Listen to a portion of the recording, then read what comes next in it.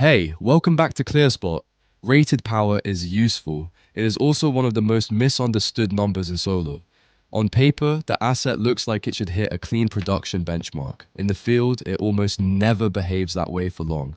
So when a portfolio underperforms, teams often ask the wrong question.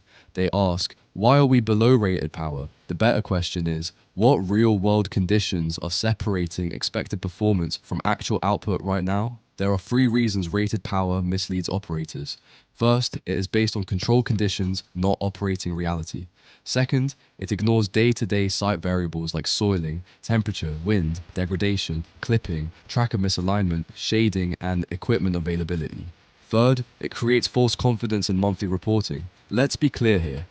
Calling rated power a lie is not saying the spec sheet is fake.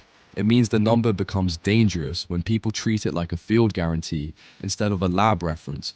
This is exactly where AI becomes useful in a non-hype way. AI does not change physics, it changes diagnosis speed. It compares what the site should produce under current conditions against what it is actually producing, then looks for the most likely reasons behind the gap. That matters because underperformance is rarely one big obvious failure. It is usually an accumulation of smaller losses. A little soiling here, a tracker issue there, a set point problem on one block, a thermal anomaly that only becomes visible under load. Midpoint recap. The first problem is trusting the wrong benchmark. The second is missing the small losses. The third is not knowing where to act first.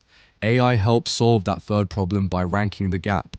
Which variance is weather-adjusted noise and which one deserves a field response? Which issue is local and which one repeats across the portfolio? Which event is worth a truck roll today and which one can wait for the next maintenance window? That is how you turn rated power from a misleading headline into a useful reference point. Use it for context, not for comfort. Then measure real performance against real operating conditions. The operators who outperform over time are not the ones quoting nameplate numbers.